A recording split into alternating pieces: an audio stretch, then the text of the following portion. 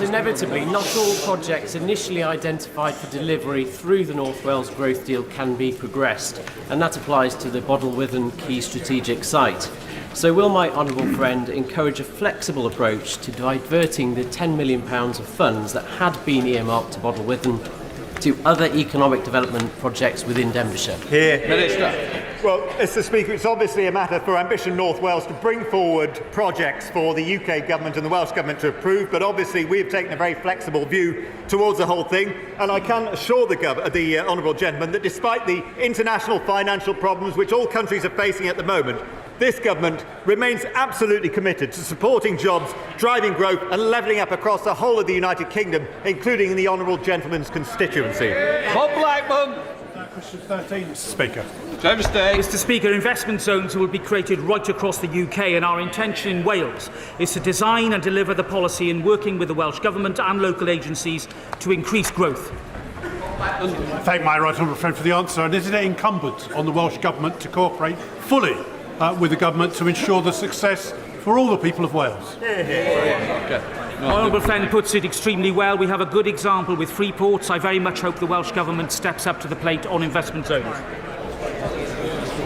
Before we come to Prime Minister's questions, I would like to point out that the British Sign Language interpretation of proceedings is available to watch on Parliament Live TV. We start Prime Minister's questions with Justin Mathers. Question number 1, please, Mr. Speaker.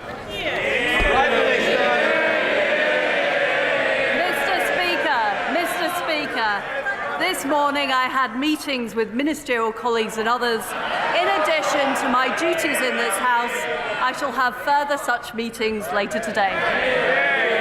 Justin Mathers. Thank you, Mr. Speaker. When the penny dropped for the Prime Minister on Monday and she realised that her budget was responsible for crashing the economy, she should have come to this House to explain herself and to apologise to the millions of people who will now be paying hundreds of pounds extra a month on their mortgages because of her mistakes. But now she's here, can she tell us, given the absolute chaos her government has created, why the Chancellor lost his job but she kept hers? Mr. Speaker, I have been very clear that I am sorry and that I have made mistakes. But the right thing to do in those circumstances is to make changes, which I've made, and to get on with the job and deliver for the British people. And Mr. Speaker, we've delivered the energy price guarantee, we've helped people this winter, and I will continue to do that. Lawrence Robertson. Thank you, Mr. Speaker. Does the Prime Minister agree with me that local people and local councils are best placed to decide how many houses they need and where those houses should go? And if she does, will she end the top-down approach to housing targets and reduce or preferably remove the powers of the planning inspectorate? Prime Minister. Well, my honourable friend is absolutely right. We will abolish the top-down housing targets. We want decisions about homes, about infrastructure, driven by local people, not driven by Whitehall. And that's why we're setting up new, locally driven investment zones. We now come to the Leader of the Opposition, Keir Starmer. Thank you, Mr. Speaker.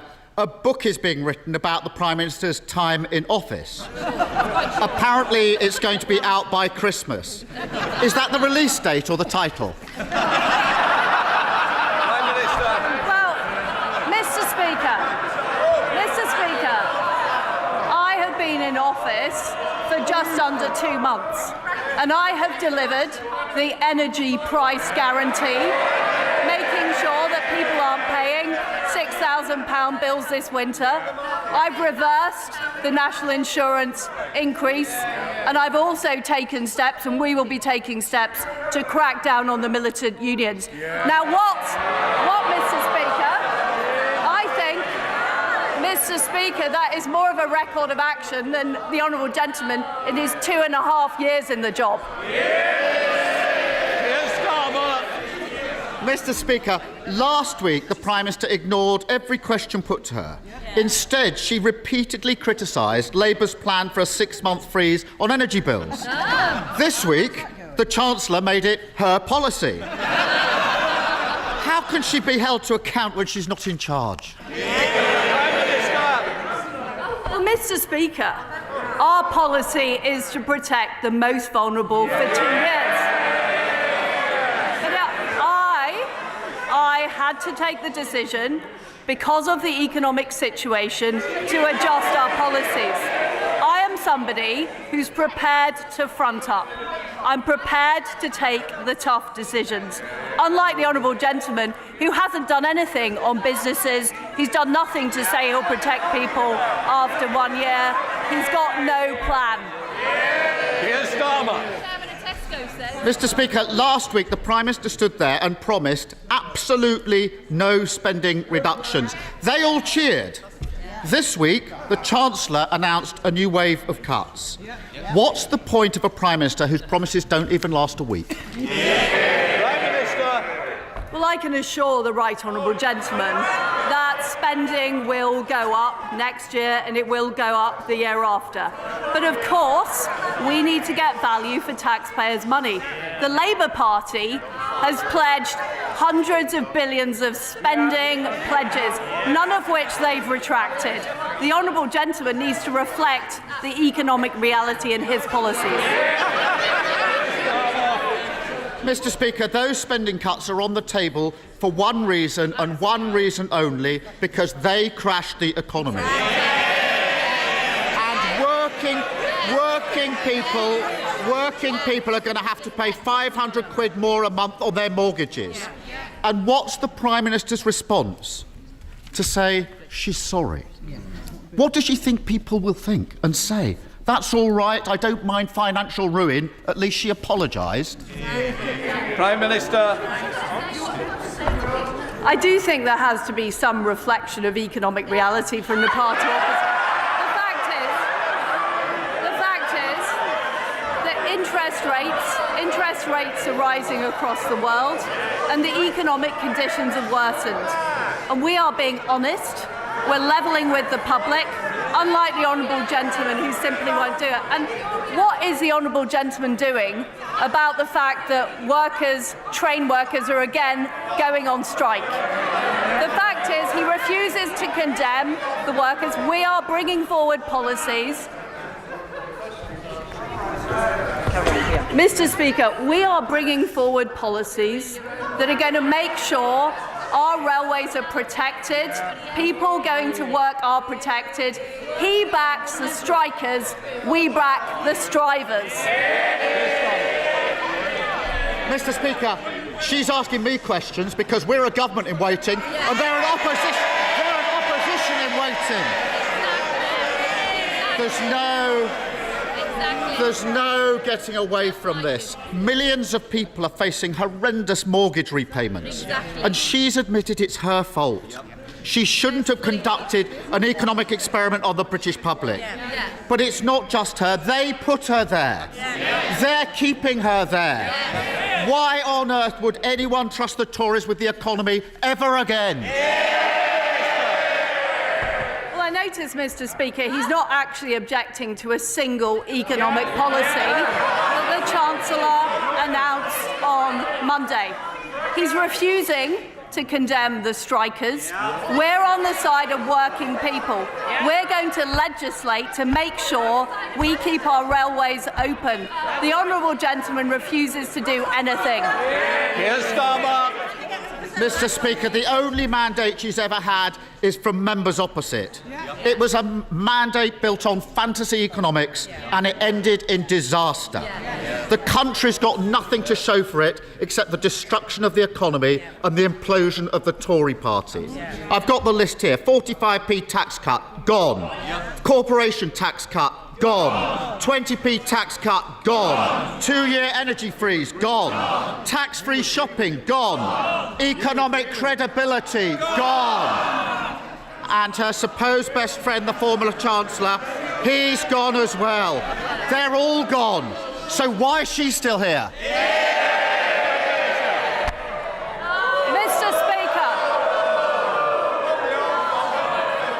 Mr. Speaker, I am a fighter and not a quitter.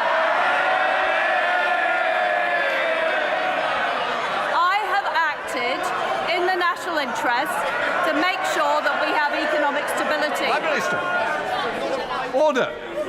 Order. I'm going to hear the Prime Minister. I suggest that all members need to hear the answer. Prime Minister.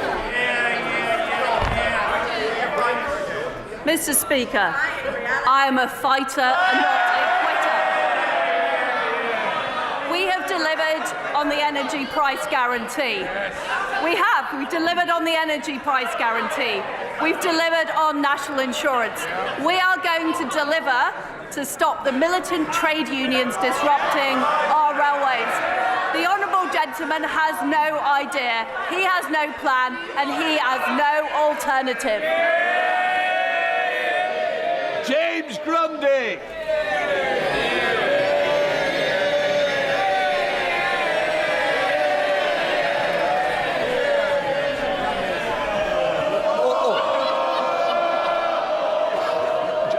Just sit down. Sit. Can I just say, he's obviously the more popular choice. Come on, James Grundy. You've got a future. Would my right honourable friend congratulate Lee Centurion's rugby league team on their recent promotion to Super League, bringing millions to the local economy, and furthermore, would she also guarantee that our excellent women's Euros team, including Ella Toon from my constituency, Tyldesley, will receive the number 10 reception that they so deserve? Prime Minister. Well, I join my honourable friend in congratulating the Lee Centurions on their return to the Super League. I had the huge privilege of meeting the Lionesses last week, a fantastic team who won a major tournament for us. We will host the Downing Street reception as soon as their training programme makes them available. I look forward to Rugby League invite as well. Let's now come to the leader of the SNP, Ian Black. Thank you, Mr. Speaker. After 10 U-turns in 2 weeks, we're left with a Prime Minister in office, but not in power. And families are paying through the teeth for her mistakes. Her latest broken promise has put pensioners in the front line of Tory cuts. So, can the Prime Minister perhaps turn to her Chancellor right now, get permission to make another U-turn and commit to raising the state pension at the rate of inflation? Prime Minister. I honestly don't know what the honourable gentleman is talking about, because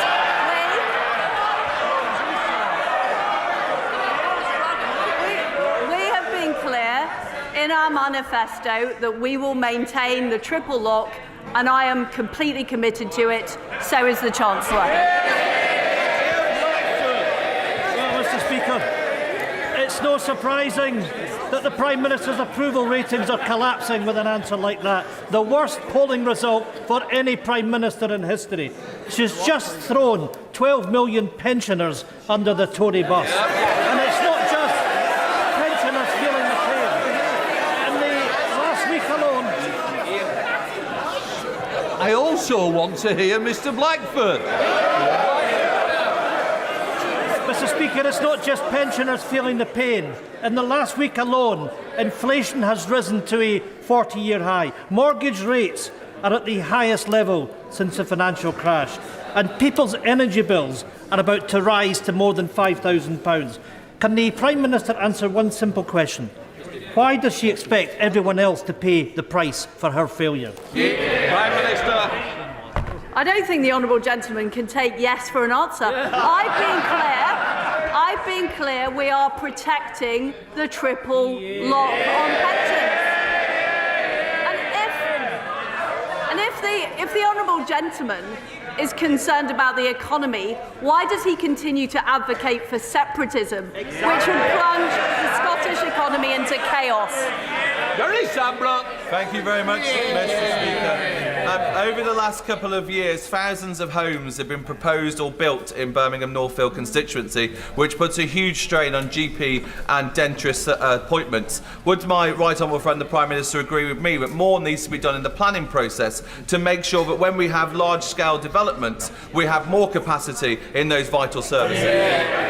Prime Minister. Well, my honourable friend is absolutely right. When we build new houses, we need to make sure there are GP surgeries, schools, infrastructure, and that's why we're introducing a new infrastructure levy to make sure more of the money from developers goes on supporting local communities. Ed Davey. Mr. Speaker, millions of family carers have been forced to cut back on food and heating.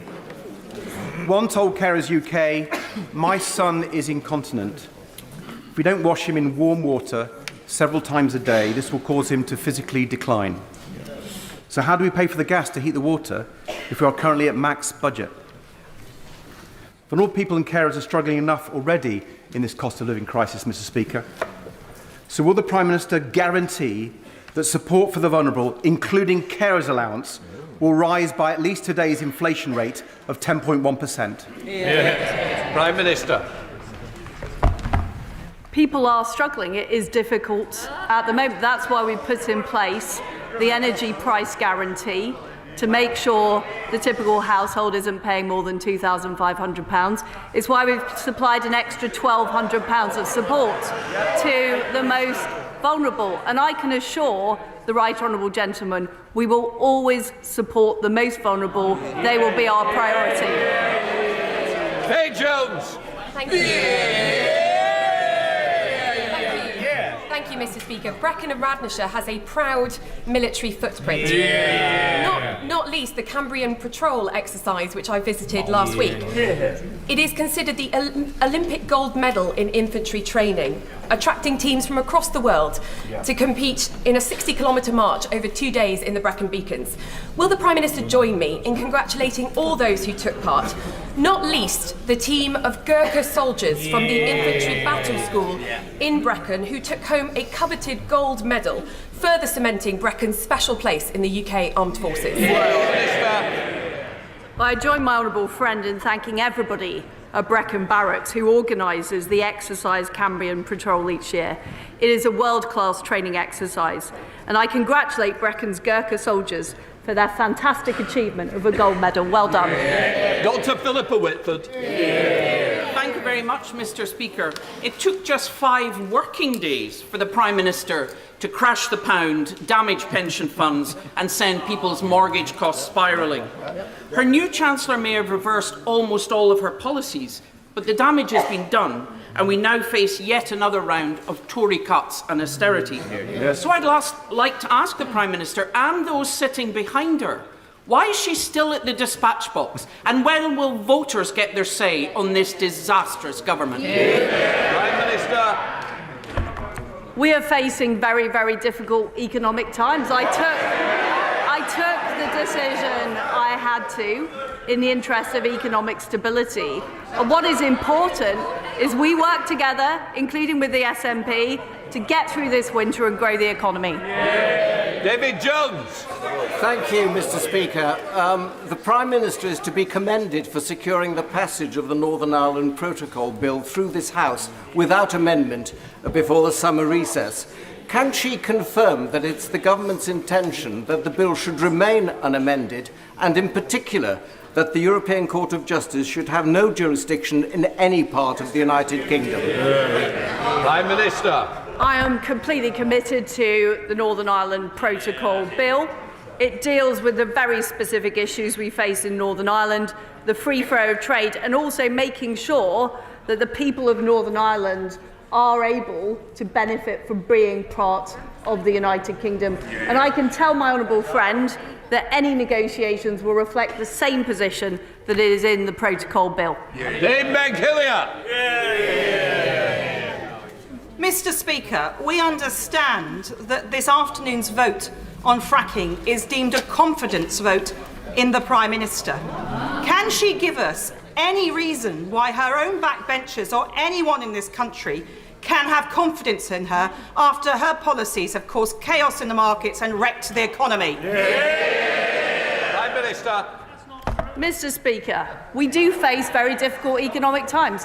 I have been honest about the mistakes I have made. But what I don't apologise for is the fact that we have helped households through this winter, through the energy price guarantee, the fact that we've reversed the national insurance rise, and the fact we are taking action to get our railways running rather than being disrupted by the militant trade unions she supports. John Barron. Mr. Speaker, there's been a number of low points recently, including the Republic of Ireland's football team singing pro-IRA songs in the changing room. We should never forget the sacrifice of those who paid the price to maintain the peace during the Troubles. Closer to home, recent events meant that spending is going to be more constrained than originally thought. May I encourage the Prime Minister to ensure that we retain compassion in politics in these decisions, including maintaining the link between benefits and inflation? Will she do that? Prime Minister. We are compassionate Conservatives. We will always work to protect the most vulnerable, and that is what we did with the energy price guarantee.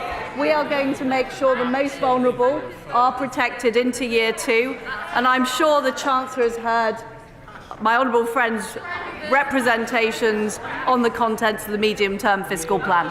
Stuart Malcolm MacDonald. Thank you, Mr. Speaker. Mr. Speaker, like the public at large, I've supported the government in terms of the actions it has taken to support Ukraine, not least because of what's at stake there. But right now, in order to maintain that support, as the public deals with rising prices, inflation, mortgage costs and much else, Ukraine fatigue is a real and present danger. And I'm afraid to say to the Prime Minister, she is now an active driver against that public support that has so unified many of us, that has so unified many of us to do what needs to be done. So in a time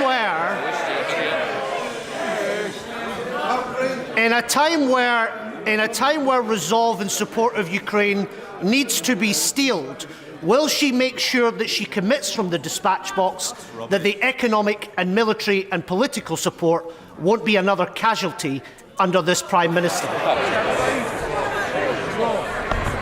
It was one of my first acts in office to make sure the military support we give to Ukraine is equal to the military support we gave this year. We must make sure Ukraine win. They can win, they will win, and they must win.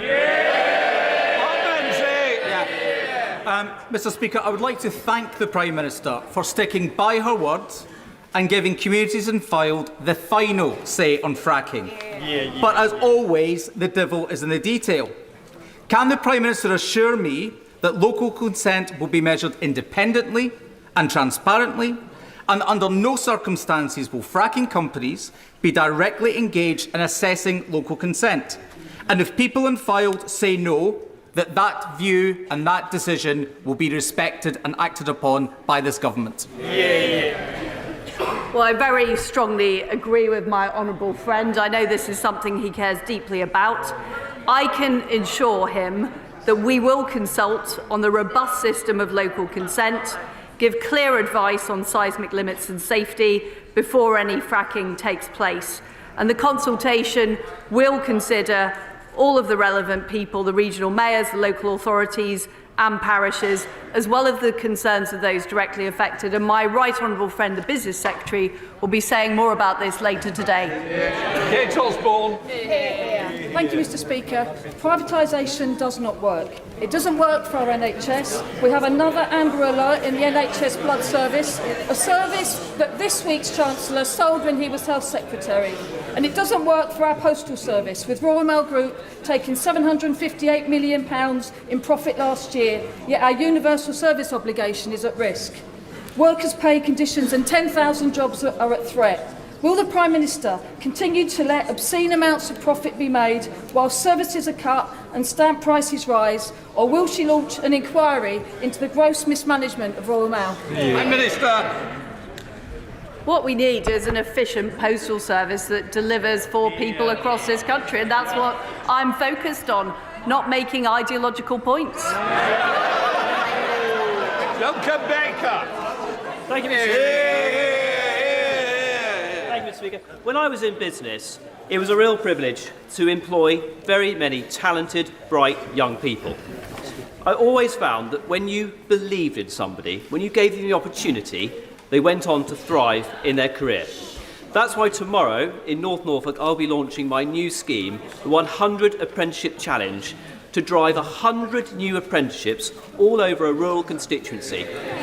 Would the Prime Minister please thank not just my DWP office and Julia Nix, who's been fantastic, the district councils, the county councils and an awful lot of stakeholders who worked for over 6 months to deliver this fantastic scheme to drive growth and jobs for young people across my constituency. I do want to thank Julia and her team for the fantastic job they're doing, and also you as the local member of, my right honourable friend as the local member of Parliament.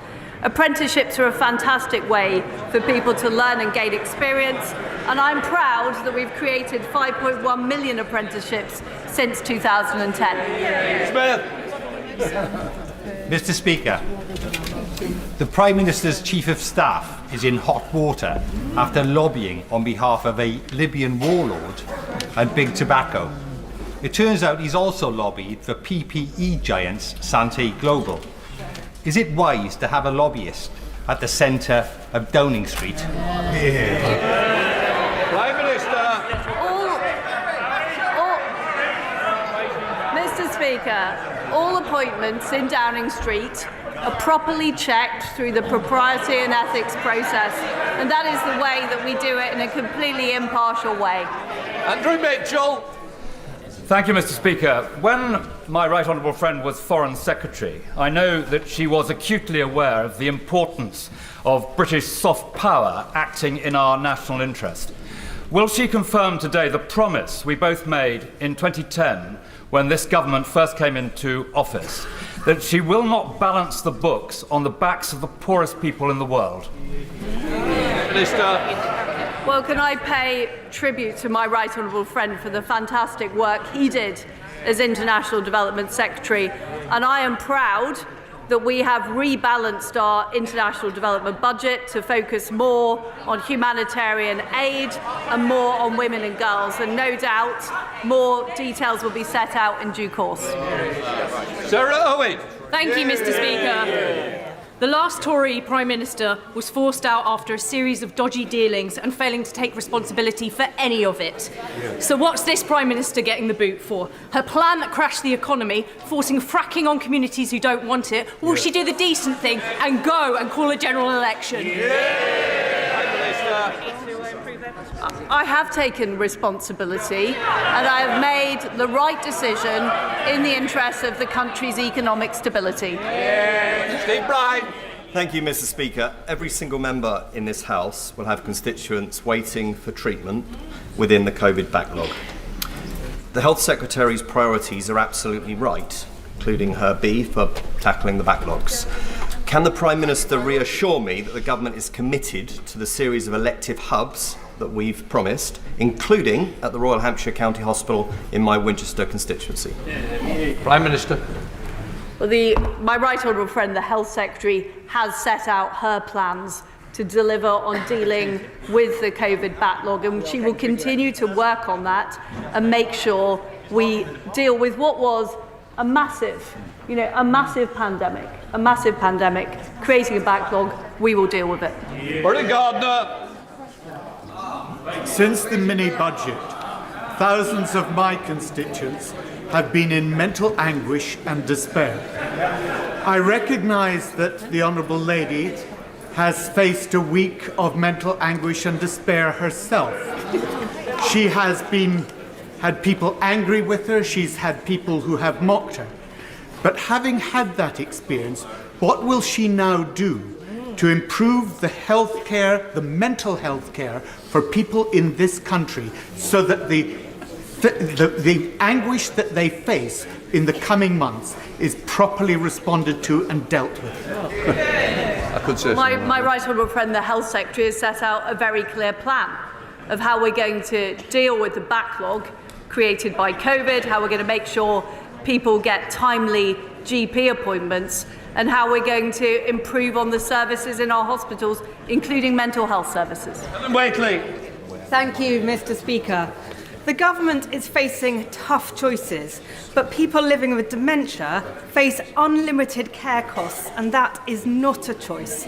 Can my right honourable friend assure me that she is committed to social care reform to end that worry and relieve pressure on the NHS?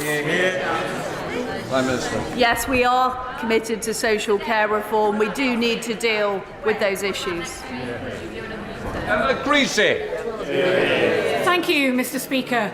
It's always better to see a Prime Minister at her desk rather than underneath it. And now that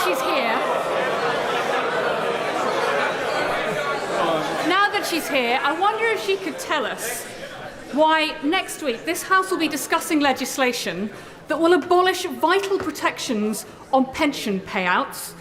It will abolish our right to watch the Olympics free of charge and airline consumer laws. How is any of the retained law bill in the British interest? Prime Minister. Well, Mr. Speaker, I think we have yet another example of somebody who doesn't want to support the British public's decision to leave the European Union in 2016. Isn't it quite incredible, Mr. Speaker, that 6 years after people voted to leave the European Union, there are people who object to taking EU law off our statute books. Now, I'm a Democrat.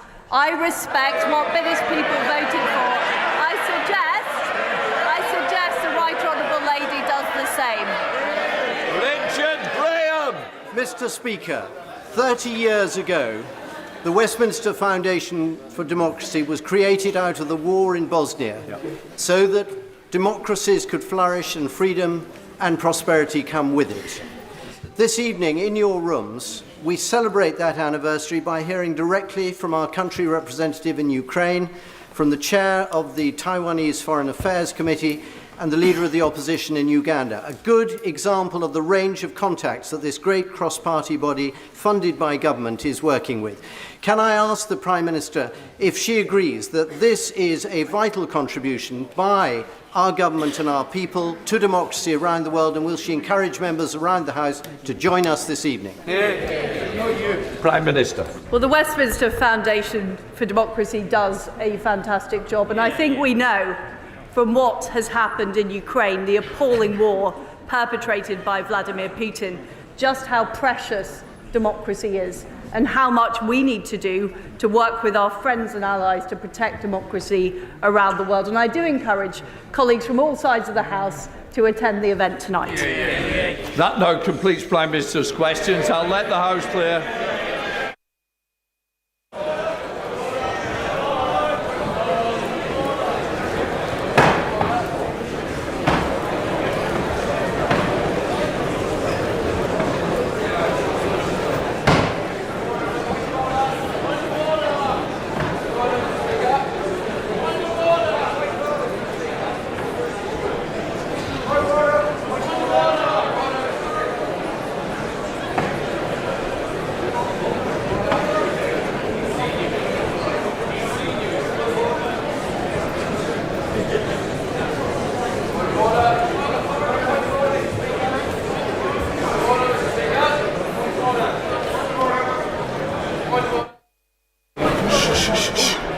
Just let them go.